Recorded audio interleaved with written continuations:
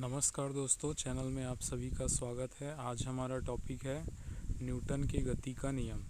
Newton के गति के नियम का प्रतिपादन किया था सर आइजैक न्यूटन नामक वैज्ञानिक ने। वीडियो शुरू करने से पहले आपसे एक रिक्वेस्ट करना चाहूँगा, चैनल में नए हैं तो चैनल को सब्सक्राइब कर लीजिए।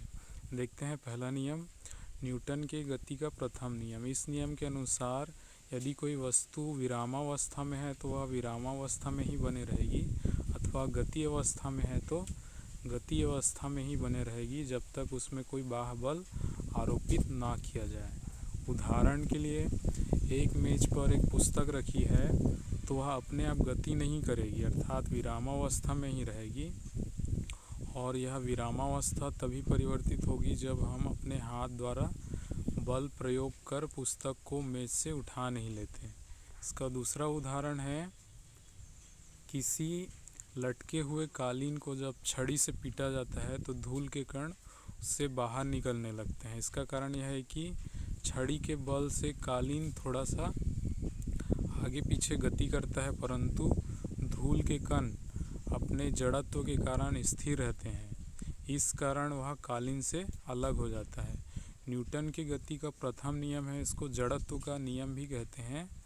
जड़त्व मतलब होता है किसी वस्तु के स्थिर या विरामावस्था में बने रहने की जो प्रवृत्ति होती है उसको जड़त्व कहते हैं। अब देख लेते हैं न्यूटन की गति का द्वितीय नियम। इस नियम के अनुसार किसी वस्तु के संवेग परिवर्तन की दर उसमें प्रयुक्त बल के समानुपाती होती है और उस दिशा में होता है जिसमें बल प्रभाव डालता है। इसका फार्मूला हो जाएगा F प्रोपोर्शनल dp/dt, या फिर आगे सॉल्व करेंगे तो आ जाएगा F = ma।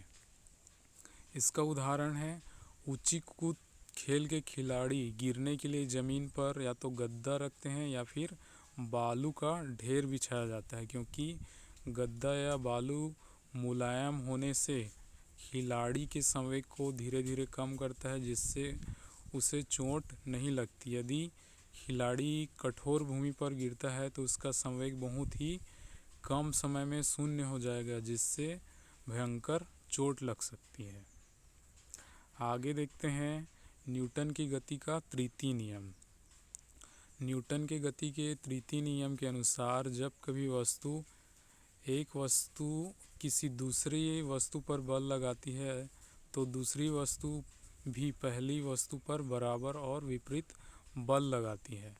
पहली वस्तु द्वारा दूसरी वस्तु पर लगाए गए बल को क्रिया कहते हैं और दूसरी वस्तु द्वारा पहली वस्तु पर लगाए गए बल को प्रतिक्रिया बल कहते हैं।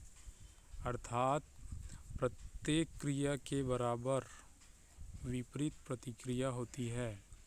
इसका उदाहरण है, तैराक पानी में आगे बढ़ने के लिए अपने हाथ पैर से पानी को पीछे की ओर ढकेलता है तो तैराक आगे की ओर बढ़ता है। मतलब इसमें क्रिया बल भी लग रहा है और प्रतिक्रिया बल भी लग रहा है, इसलिए ये न्यूटन के गति के तृतीय नियम का उदाहरण होगा।